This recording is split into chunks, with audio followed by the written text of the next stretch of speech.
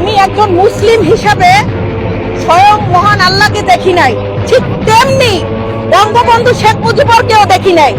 লা ইলাহা ইল্লাল্লাহু মুহাম্মাদুর রাসূলুল্লাহ হিসাবে যেরকম একজন মুসলিম, আমার ব্রেনে এবং অন্তরের মধ্যে ওই স্লোগানটা ওইরকম সেট করা আছে, জয় বাংলা, জয় বাংলা, জয় বঙ্গবন্ধু। এরকম শুধু এই কুত্তা লীগের একটা কুত্তা নয়, এরকম হাজার হাজার মহিলা কুত্তা আছে। কেউ কি বলতে পারবেন যে কেন ওরা কুত্তা লীগ বলতে পারে না, কেন এই কথা বলে? আমি ফরাজি লিটন ওদের ভাঙ্গি ফাটাই দিই। কুত্তা লীগের এক একজন এমপি মন্ত্রী শুধু দুর্নীতিবাজি ছিলেন না, তারা ছিলেন পার্ট টাইম এমপি আর ফুল টাইম নারীবাজ লুচ্চা, যার কারণে এই মেয়েগুলা এখনো বলতে পারে না।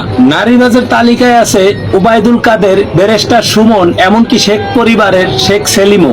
তাও আবার যেন তেন নারী না, নেতা নেত্রী, ঢাকাই চলচ্চিত্রর ভালো ভালো নায়িকা। তারা যা দুর্নীতি করে কামাতেন তার 3/1 এই নারীগুলার পিছনে ঢালতেন। এবারে ভাইগনা শেখ সেলিম লুচ্চামিতে ছিল গ্রেড প্রাপ্ত। বুড়া বয়সে তিনি প্রেমে মজেছিলেন নায়িকা নিপুণ আক্তারের। বিয়া না করে দিনের পর দিন এই নায়িকাকে ভোগ করেছেন শেখ সেলিম। শেখ সেলিমের দেহরক্ষিতা ছিল এই নায়িকা নিপুণ। সবই ছিল আড়ালে আবডালে, গুজুর গুজুর, ফুসুর ফুসুর, শুনতে শুনতে এর কমতি ছিল না।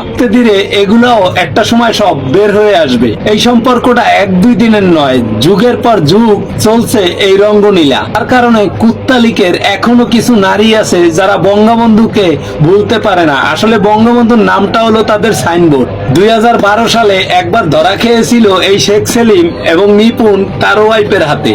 শেখ সেলিম এই গ্রেট লুচ্চা রাজনীতিবিদদের সচরাচর আমরা ফিতা কাটতে দেখি না, কিন্তু রাজনীতিবিদ এই শেখ সেলিম নিপুণের পাল্লারের ফিতাও কেটেছে, আমরা সবাই দেখেছি।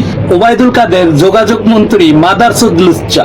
ওবায়দুল কাদের 2017 সালে তার বাংলাতে নিয়ে কত নারী নেত্রী কত লুচ্ছামি করছে তার হিসাব সঠিকভাবে কেউ দিতে গেলে সে নিশ্চিত মারা যাবে। বিনাময়ে এই দেহ বিক্রি করা নেত্রীগুলা পাইতো অবৈধভাবে বিপুল সম্পদের অংশ।